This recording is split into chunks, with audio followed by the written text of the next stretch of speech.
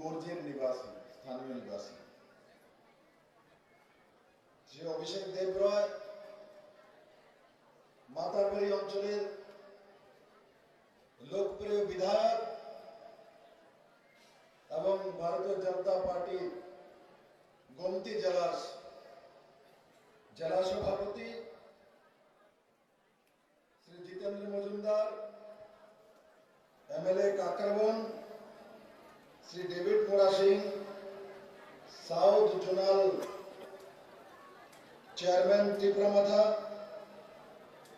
Shri Birlal Noatia, general secretary youth Tripura Motha Mintu Chakraborty, এই মন্ডলের সম্মানীয় মন্ডল সভাপতি, বড় মাত্রায় উপস্থিত আমার সমস্ত ভারতীয় জনতা পার্টি ত্রিপুরা মাথা আইপিএফটি কার্যকর্তা ভাই বোনেরা, অত্র অঞ্চলের সুধী নাগরিক বৃন্দ, মিডিয়ার বন্ধুরা, লোকসভা নির্বাচন, ত্রিপুরা অনেক লোকসভা নির্বাচন দেখেছে, আর কমিউনিস্টরা ত্রিপুরার বিধানসভায় সত্তাধারী হওয়ার আগে এই ত্রিপুরার যে লোকসভা জিতেছিল, তারপর বিধানসভা জিতেছে, প্রথমে লোকসভা জিতেছে, আর এবার কমিউনিস্ট পার্টির কাস্তুয়াতের চিহ্নের কোন প্রার্থী নেই পশ্চিম ত্রিপুরা আসনে। শুরুয়াত এমপি দিয়ে করেছিলেন, সাংসদ দিয়ে কমিউনিস্টরা, কিন্তু কত দুর্ভাগ্যের বিষয়, কত দুর্ভাগ্যের বিষয় যে কমিউনিস্টের মুখ্যমন্ত্রী মানিক সরকার, 4 বারের মুখ্যমন্ত্রী, 25 বছরের টানা সরকার, তার আগে নিপন চক্রবর্তী, দশরথ দেববাবু, এরা 35 বছরের সরকার। আর মানিক বাবু দম্ভকারী 2017-তে বলতেন যে এই ত্রিপুরা রাজ্যে কমিউনিস্ট আরো 100 বছর থাকবে, 100 বছর কমিউনিস্ট থাকবে। মানিক বাবু ভাষণ দিয়ে দিয়ে পুরো ত্রিপুরা রাজ্যের মধ্যে ঘুরে বেড়াতেন। 2018-তে ভারতীয় জনতা পার্টি और আইপিএফটির একক সংখ্যাগরিষ্ঠ সরকার হয়। ত্রিপুরার মানুষের পার্টি আমাকে মুখ্যমন্ত্রী হিসাবে দায়িত্ব দেয়। তারপরে 2018 বিধানসভার পর এই শক্তিশালী সিপিএম, 100 বছর থাকার যে সিপিএম, 18-তে সত্তা সে বাহার হয়ে গেলেন। আর সেই জায়গা থামেনি কমিউনিস্টরা। তারপর ত্রিপুরাতে 30-স্তরীয় পঞ্চায়েত ইলেকশন হয়েছে, সেই ইলেকশনে কমিউনিস্টরা সমস্ত সিট হেরেছে।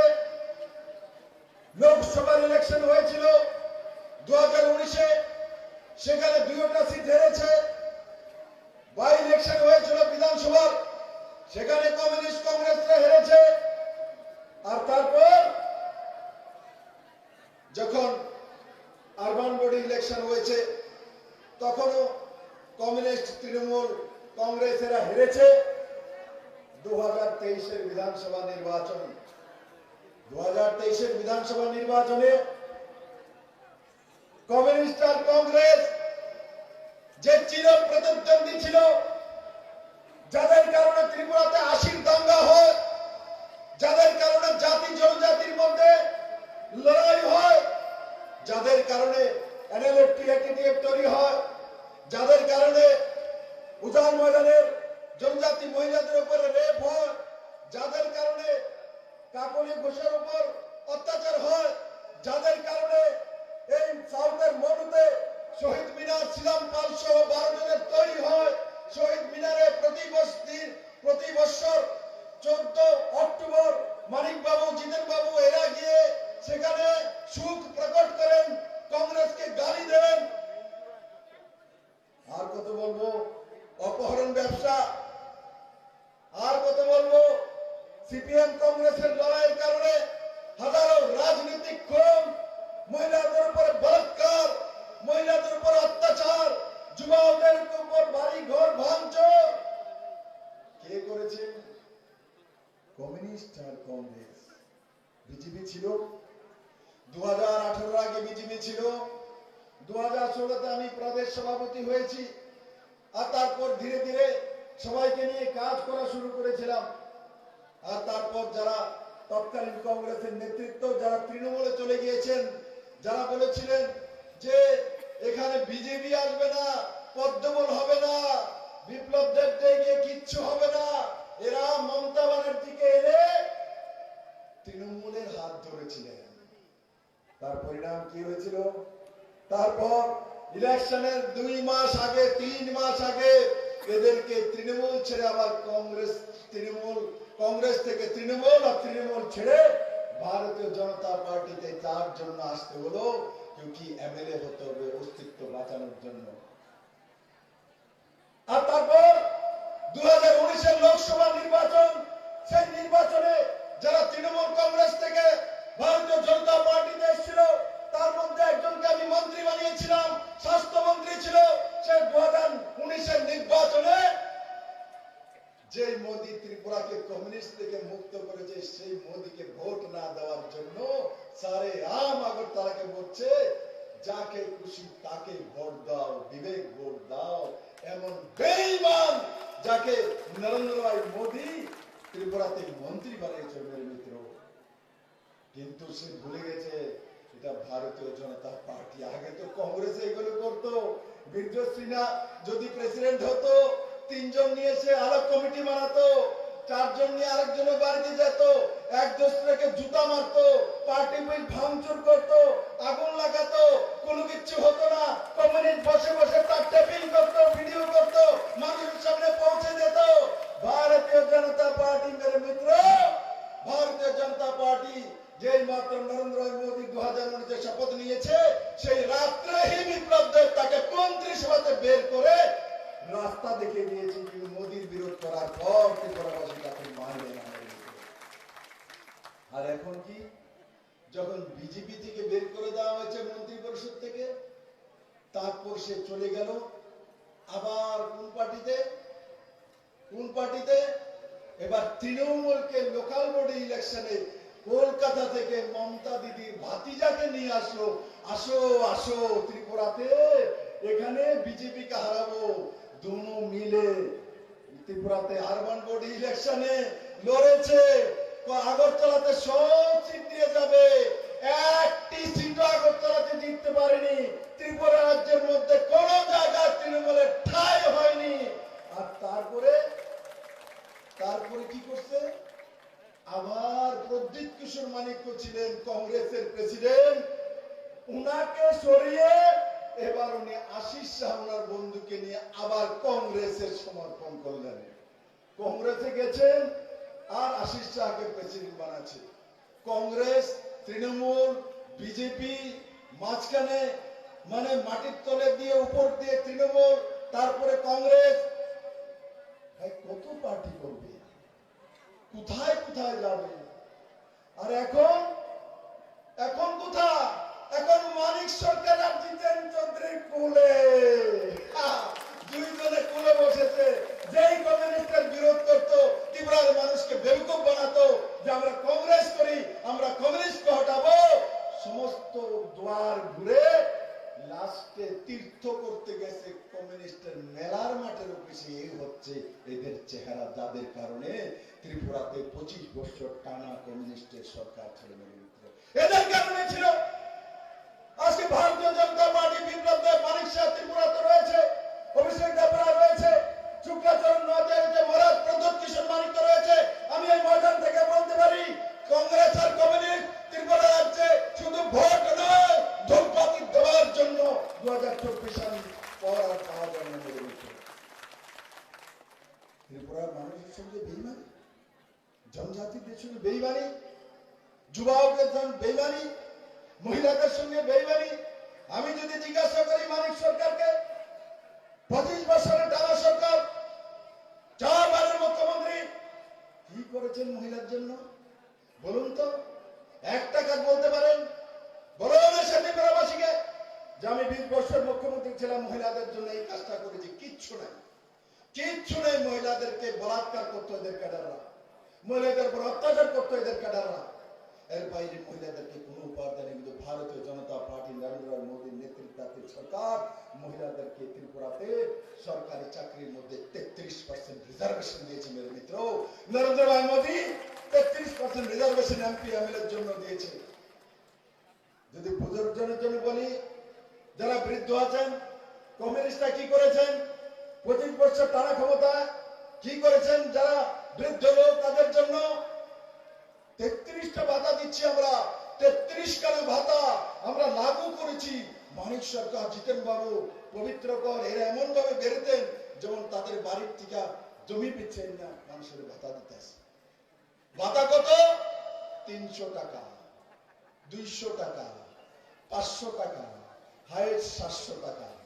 এবার আমি বলি, এই 300 টাকা যে ভাতাগুলো, এটি কেন্দ্র সরকারের সোশ্যাল ওয়েলফেয়ার মিনিস্ট্রি, সেগুলো 300 টাকা কেন্দ্র সরকার দিত। তার মধ্যে 200 টাকা দিয়ে 500 টাকা করে সিপিএম দিচ্ছে।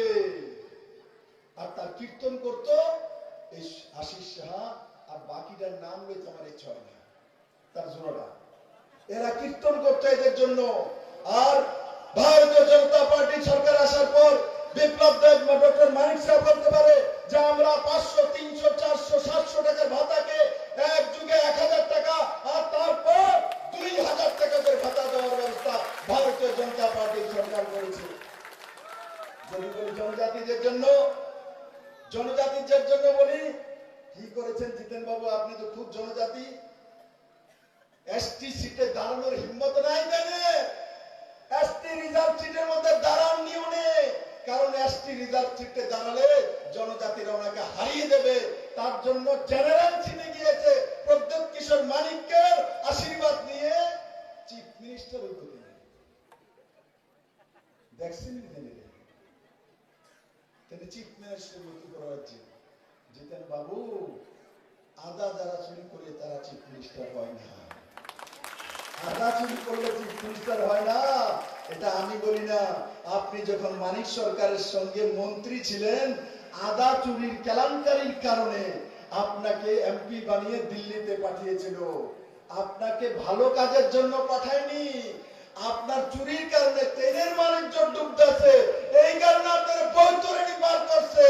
আপনি তখনও বলছেন আপনার বড় ইচ্ছা ত্রিপুরার মুখ্যমন্ত্রী হতেন, জীবনও পারতেন না। আর মানিক বাবু, আপনার শেষ ডুবনটা সে ডুবাবে। কারণ কি? আপনার কারণে সে মুখ্যমন্ত্রী হতে পারেনি।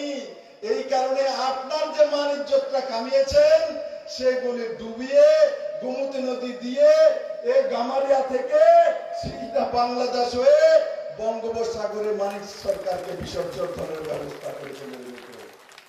আর জনজাতির জন্য যেটা বলছিলাম, কি করেছে জিতেন চৌধুরী, কি করেছে মানিক সরকার, কি করেছে কমিউনিস্টের জনজাতি নেতারা, গণমুক্তি পরিষদের নেতারা বানিয়েছে গণমুক্তি পরিষদ। কি দিয়েছ? ভারতীয় জনতা পার্টি বিপ্লব দেব বলতে পারে 2018 সরকার করার পর 1300 কোটি টাকার স্পেশাল প্যাকেজ এডিসির জন্য আনার ব্যবস্থা এডিবি থেকে যদি কেউ করেছে, নরেন্দ্র ভাই মোদী, ভারতীয় জনতা পার্টি আইপিএফটি ত্রিপুরা মাতার সরকার করেছে।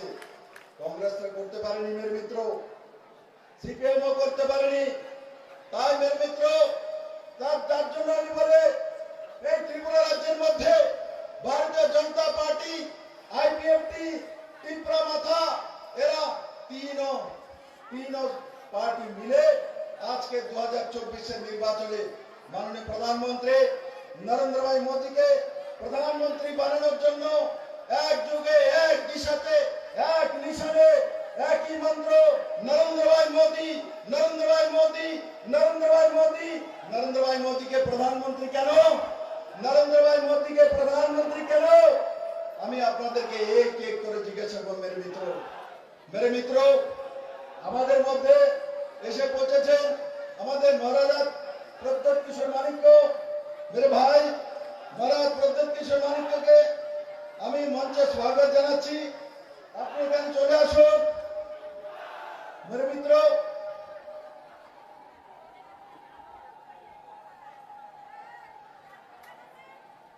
বন্ধুরা, আমাদের মধ্যে মহারাজ প্রদ্যোৎ কিশোর মানিক্য, ত্রিপুরা মাতা ফাউন্ডার, মহারাজ কিরিট বিক্রমের ছেলে এবং মহারাজ বীর বিক্রম কিশোর মানিক্যের নাতি মহারাজ প্রদ্যোৎ কিশোর মানিক্য और मेरा दोस्त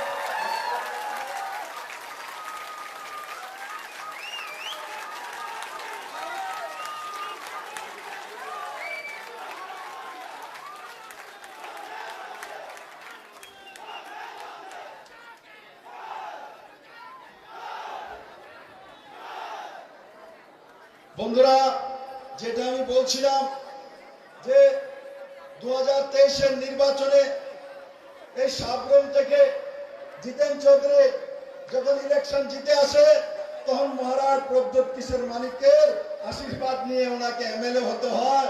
আর আজ উনি বলেন যে ওখানে যে মহারাজ প্রদ্যোৎ কিশোর মানিক্যের বোন, আমার বোন কৃতি দেবী দেববর্মা যে প্রার্থী হয়েছেন, উনি ঘুরে বেড়াচ্ছেন। কি বলছেন? উনি বলছেন যে উনি তো বাইরে থেকে আইছে, উনি বাইরের লোক। জিতেন বাবু, কৃতি দেববর্মা বাইরের লোক। আমরা ভারতবাসী, আমরা গামারিয়ার লোক, আমরা চন্দ্রপুরের লোক, আমরা ত্রিপুরার লোক। আমরা জানি আমাদের মেয়েদের বিয়ে হলে শ্বশুর বাড়ি যায় না। মেয়ের বিয়ে হলে কোথায় যায়? মেয়ের বিয়ে হলে কোথায় যায়? শ্বশুর বাড়ি যায় তো? যায় না। জিতেন বাবু को শ্বশুর বাড়ি গেলে বলে আরেক দেশে গেছে। আর যখন মেয়ে বাপের বাড়ি আসে তখন তাকে সবচেয়ে বেশি আদর করতে হয় না? যখন মেয়ে শ্বশুর বাড়ি থেকে বাপের বাড়িতে আসে, পাড়া প্রতিবেশী আত্মীয় স্বজন তাকে ভালোবাসে, তাকে আদর সম্মান করে। জিতেন বাবু বলছে কৃতি দেববর্মা তো বাইরে থেকে এসছে। জিতেন বাবু, কৃতি দেববর্মা ত্রিপুরার মেয়ে, মহারাজ কিরিট বিক্রমের মেয়ে, মহারাজ প্রদ্যোৎ কিশোরের বোন, আমার বোন, ত্রিপুরাবাসীর বোন। ত্রিপুরা তো ওনার বাপের বাড়ি, উনি ওনার বাপের বাড়িতে এসেছেন। জিতেন চৌধুরী, আমি আপনাকে বলতে চাই আপনার পার্টি বিদেশি, আপনার পার্টি বাইরে থেকে এসছে, কমিউনিস্ট পার্টি। আপনি বাইরে থেকে এসছেন, কারণ কি? কমিউনিস্ট পার্টি ভারতীয় পার্টি না, কমিউনিস্ট পার্টি বিদেশ থেকে আসছে। এখন মানিক সরকারের সংবিধান, বাবা কত ভালোবাসা সংবিধান। এখন একটা কাজ করে সাংবাদিক বন্ধুরা, বি.আর. আম্বেদকরের একটা বই টেনে দান করে তোমরা। এখন ওনার সংবিধান মনে পড়েছে, ভারত মনে পড়েছে, ভারত মাতা মনে পড়েছে, রাষ্ট্র মনে পড়েছে। সিপিএম এবং রাষ্ট্র, সিপিএম এবং সংবিধান। এই ত্রিপুরা রাজ্যে বিপ্লব দেব আসার আগে, ভারতীয় জনতা পার্টি সরকার আসার আগে কমিউনিস্ট পার্টিরা নিজেদের পার্টি বেশে কোনোদিনও 26শে জানুয়ারি, 23শে জানুয়ারি এবং 15 আগস্টে ন্যাশনাল ফ্ল্যাগ উঠাতো না, জাতীয় পতাকা কমিউনিস্টরা উঠাতো না। মেরে মিত্র, এই কমিউনিস্টরা গান্ধীর জন্ম জয়ন্তী 2 অক্টোবর পার্টি বেশে পালন করতো না। এই কমিউনিস্টরা স্বামী বিবেকানন্দ জয়ন্তী পালন করতো না। এই কমিউনিস্টরা মহারাজা বীর বিক্রম কিশোর মানিক্যের জন্ম জয়ন্তী পালন করে না। এখন মানিক সরকার হয়ে গেছে বিপ্লব দেবের থেকে বড় রাষ্ট্রবাদী। কি অবস্থা! মানিক সরকার বিপ্লব দেবের থেকে বড় রাষ্ট্রবাদী। আমি তো বলবো মানিক বাবুরে তাড়াতাড়ি নাগপুরে লয়ে যান। সরসঙ্গ চালকদের আমি প্রণাম করুন, প্রাণ প্রচারদের বলুন স্বয়ংসেবক একটা পাওয়া গেছে, 3rd ইয়ার ট্রেন লয়ে যান। রাষ্ট্রপ্রেমিক পাওয়া গেছে, পলিটব্যুরোর রাষ্ট্রপ্রেমিক, সংবিধান প্রেমিক। কোথায় ছিলেন 25 বছর? কোথায় ছিল আপনার সংবিধান? মুখ্যমন্ত্রী হওয়ার পর আপনার রুমে আমি গিয়েছিলাম, আপনি যেই মুখ্যমন্ত্রী যেই রুমে বসতেন মেরে মিত্র, সেই রুমের মধ্যে ভারতের জাতীয় পতাকা ছিল না, সেই রুমের মধ্যে অশোক স্তম্ভ ছিল না। আমি মুখ্যমন্ত্রী হওয়ার পর ত্রিপুরার মুখ্যমন্ত্রীর মধ্যে অশোক স্তম্ভ জাতীয় যে চিহ্ন সেটা আমি এনেছি মেরে মিত্র। ভিতরে স্বাধীনতা আমাদের যে জাতীয় পতাকা সেটা বসানোর ব্যবস্থা বিপ্লব দেবকে করতে হয়েছে। এখন মানিক সরকার আমাকে সংবিধান শিখাবে, মানিক সরকার আমাকে অশোক স্তম্ভ শিখাবে। আরে মানিক বাবু, আপনি স্ট্যালিন, লেলিন, মাও সুতুং আরো কি জানি কারে কারে সিনিয়র জন্মদিন বানাইতো। আগে আগে দেখতে না রাস্তার মধ্যে যাইতেন লই কার জন্মদিন, ঈদের দেহজের জন্মদিন, কার এটা কি নিপেন চক্রবর্তীর জন্মদিন? না না, নিপেন চক্রবর্তীর জন্মদিন বানায় না। স্ট্যালিন কবে মরে গেছে তার জন্মদিন বানায়, লেনিনের জন্মদিন বানায়, মাও সুতুং এর জন্মদিন বানায়, কুয়াত্রাচু করতে এসে তার জন্মদিন বানায়। কিন্তু যদি বলতাম এখানের এমএলএ ছিল মাধব শাহর জন্মদিন করো, না না কমরেড করা যাইত না। আমি যদি বলি পবিত্র করে জন্মদিন করো, না না কমরেড করা যেত না। আমি যদি বলতাম তাদেরকে জ্যোতি বসুর জন্মদিন করো, না না কমরেড করা যেত না। কিন্তু বিদেশি দৈরা দৈরা না ভারতের মধ্যে জন্মদিন পালন করে। আর এখন মানিক সরকার হয়ে গেছে সংবিধান প্রেমী। সংবিধান বাঁচানোর জন্য এখন তিনি কংগ্রেসে গেছেন। কত বড় সংবিধান বাঁচেন না। বি আর আম্বেদকর থাকলে আপনার লগে রাখলেন, ডক্টর বি আর আম্বেদকর থাকলে মানিক বাবু আপনারও লগে রাখলে সংবিধান আপনি কিছু জ্ঞান দেন। আপনি এখন এসছেন সংবিধান বাঁচানোর জন্য, আপনি হাত চিহ্ন তো ভোট দেবেন।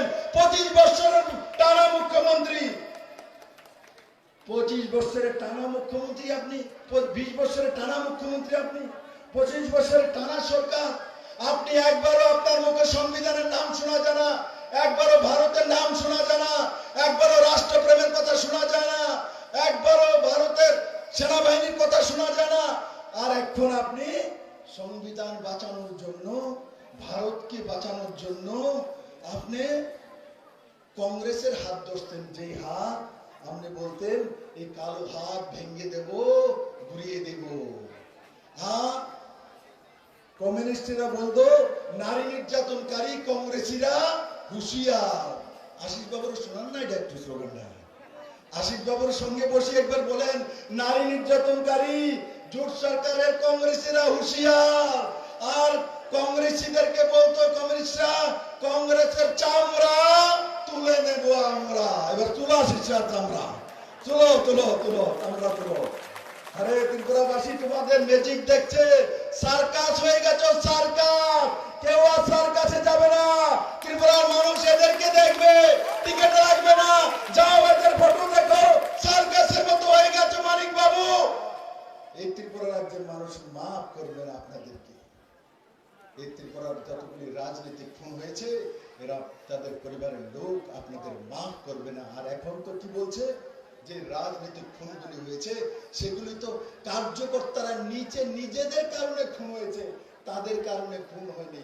তারা বলেনি খুন করার জন্য। মেরে মিত্র, এই সিপিএম যখন 94 এসেছিল, এই তুলাকোনাতে সুভাষ গণকে 150টা কুড়ালের কূপ দিয়ে মেরেছে, 150টা কুড়ালের কূপ দিয়ে মেরেছে। ভারতীয় জনতা পার্টির সরকার আসার পর 2018-তে কোন কমিউনিস্ট বলতে পারবে যে একটা পলিটিক্যাল খুন ভারতীয় জনতা পার্টির কোন কার্যকর্তা কোন জায়গায় করেছে? বলতে পারবে মানিক সরকার, বলতে পারবে জিতেন সরকার, জিতেন চৌধুরী? আপনাদের যখন সরকার আসে, যতবার সরকার আসে ততবার মানুষের বাড়ি জ্বলতে হয়, যতবার সরকার আসে ততবার কংগ্রেসের মহিলাদেরকে বলাৎকার করতে হয়, যতবার সরকার আসে আপনাদের কুড়াল দিয়ে কুপিয়ে কুপিয়ে খুন করতে হয়। কিন্তু 2018-তে আমরা সরকার বানিয়েছি, 2023 বিধানসভায় সরকার বানিয়েছি, কিন্তু ত্রিপুরাতে কোন কমিউনিস্টকে আমরা খুন করিনি। মেরে মিত্র, মানিক বাবু আপনারা স্বৈরাচারী ছিলেন, আপনারা সংবিধান বিরোধী ছিলেন, আপনারা বিদেশি মন সম্পন্ন ব্যক্তিত্ব ছিলেন। আর শেষকালে আমি আপনাকে গুণীগুচ্ছ করবো না, আপনাকে আমি এখনো শ্রদ্ধা করি, 4 বারের মুখ্যমন্ত্রী ছিলেন। আপনার শেষ ডুবাই লাইছে জিতেন চৌধুরী আর আশিস শাহর বন্ধুরা। এটার দুইখানে মাঝখানে দেখি মানিক সরকার বয়, এদিকে আশিস সাহা আর এদিকে বর্মনবাড়ির লিডার। ফটোটা দেখো না, কত সুন্দর ফটো। দেখো फोटो याद करो, महाराज प्रद्युत किशोर मानिक को। एक फोटो के बारे में हम बोल रहे हैं, जो मिडिल में मानिक सर का, इस तरफ बर्मन बारी का, वो आदमी नाम बोलने की इच्छा नहीं करा, और इस तरफ आशीष शाह। क्या फोटो है। इसी के लिए यहाँ त्रिपुरा में राजनीति करते थे, इसी के लिए मर्डर कराया था, इसी के लिए आशी का दंगा बनाया था, इसी के लिए एटीटी बनाया था, इसी के लिए एनएलएफटी बनाया था, इसी के लिए रेप करा था, इसी के लिए उजान मदन बनाया था, इसी के लिए काकोली दोस्त को रेप करवाया था। जवाब है, जवाब আছে। ত্রিপুরার মানুষ এবার জবাব দেবে। আমি বিশ্বাস করি এবারের নির্বাচনে ত্রিপুরার মানুষ জবাব দেবে। নরেন্দ্র রায় মোদী, প্রদ্যোৎ কিশোর মানিক্য, আইপিএফটি তিনও এক জায়গায় এসে গেছে, আর ত্রিপুরার মানুষ কংগ্রেস কমিউনিস্টকে জবাব দেওয়ার জন্য বসে আছে। তাই এই গামেরিয়া থেকে আমি সমস্ত কার্যকর্তাদের কাছে নিবেদন করব, এবার ভোটিং কত করতে হবে, এবার ভোটিং 100% ভোটিং করতে হবে। কংগ্রেস কমিউনিস্টকে ত্রিপুরা থেকে উদ্ধার করতে হবে, প্রেতাত্মা বানিয়ে চীনে পাঠাতে হবে। আর সেই দিশাতে কেরালাতে কংগ্রেসের প্রার্থী রাহুল গান্ধী, সেখানে কমিউনিস্টের সরকার, কমিউনিস্টের প্রার্থী রাহুল গান্ধীর এগেইনস্টে কমিউনিস্ট রাহুল গান্ধীকে গালি দিচ্ছে, রাহুল গান্ধী কমিউনিস্টকে গালি দিচ্ছে। ত্রিপুরাতে এক দেশের মধ্যে, মানিক বাবু দেশ কই চিনেন, আমি সংবিধান কেমনে বুঝবেন আপনি? আপনি কেরালার মনে করছেন এটা বুঝে আরেক দেশে, ত্রিপুরার আরেক দেশে। সংবিধান এটা একটা দেশ মানিক বাবু। কেরালাতে আপনারা কংগ্রেস কমিউনিস্ট লড়াই করছেন রাহুল গান্ধীর খিলাফ, আর এখানে কংগ্রেসের প্রেসিডেন্ট আশিস শাহকে পুরোলে আপনি ঘুরতেছেন। কি অবস্থা, মাথা খারাপ হয়ে গেছে, আপনার পাগল হয়ে গেছেন আপনারা। ত্রিপুরার মানুষ এত পাগল না, ত্রিপুরার মানুষ আপনাদেরকে চেনে নিয়েছে, ত্রিপুরার মানুষ আপনাদেরকে একটি ভোটও দেবে না মেরে মিত্র। ত্রিপুরার জন্য এই কমিউনিস্ট আর কংগ্রেসের কাল একটা অভিশাপ ছিল মেরে মিত্র। আজকে যদি নরেন্দ্র ভাই মোদী না আসতো, ঘরে ঘরে 5 কিলো করে চাউল যেত না। আজকে যদি নরেন্দ্র ভাই মোদী না আসতো, প্রধানমন্ত্রী সড়ক যোজনা রোড ত্রিপুরা গ্রামে গ্রামে হতো না। আজকে যদি নরেন্দ্র ভাই মোদী না হতো, মহারাজা বীর বিক্রম কিশোর মানিক্য ইন্টারন্যাশনাল এয়ারপোর্ট হতো না। আজকে যদি নরেন্দ্র ভাই মোদী না হতো, তাহলে করোনার টিকাকরণ হতো না। আজকে যদি নরেন্দ্র ভাই মোদী না হতো, প্রধানমন্ত্রী আবাস যোজনার 4,10,000 ঘর ত্রিপুরা আসতো না। আজকে যদি নরেন্দ্র ভাই মোদী না হতো, কিষাণ সম্মান নিধির মাধ্যমে 6,000 টাকা কৃষকদের কাছে আসতো না। আজকে যদি নরেন্দ্র ভাই মোদী না হতো, তাহলে 33% রিজার্ভেশন মহিলার জন্য না হতো। আজকে যদি নরেন্দ্র ভাই মোদী না হতো, তাহলে 3 তালাকের সমাপ্তি হতো না।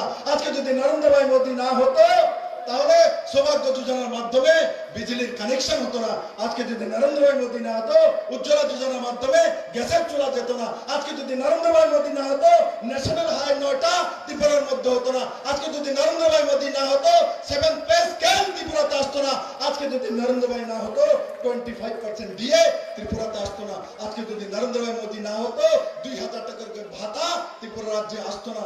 আজকে যদি নরেন্দ্র ভাই মোদী না হতো, ত্রিপুরার মানুষ স্বাধীন রূপে নিজের বাক স্বাধীনতা পেত না মেরে মিত্র। তাই আমি বলি, এই যে কথাগুলি বললাম, এই কথাগুলি মনে রেখে মেরে মিত্র একবার মোদীর কথা চিন্তা করুন।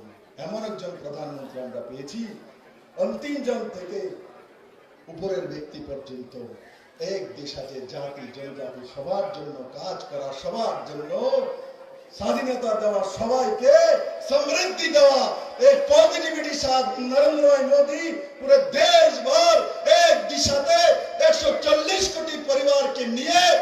और मोदी नारा की, मोदी रेवर स्लोगन की, इस बार वो पेचনের तरह কয় না, এইবার কি সিপিএম পার করবা? বলো इस बार, সবাই হাত তুলে বলো इस बार, इस बार, इस बार नरेंद्र भाई मोदी की, नरेंद्र भाई मोदी की, भारतीय जनता पार्टी की, महाराज प्रद्युत किशोर मानिक्य की, डॉक्टर मानिक शाह की, जेपी नड्डा की, आरती को अभिषेक देवराय की, अभिषेक देवराय की। धन्यवाद।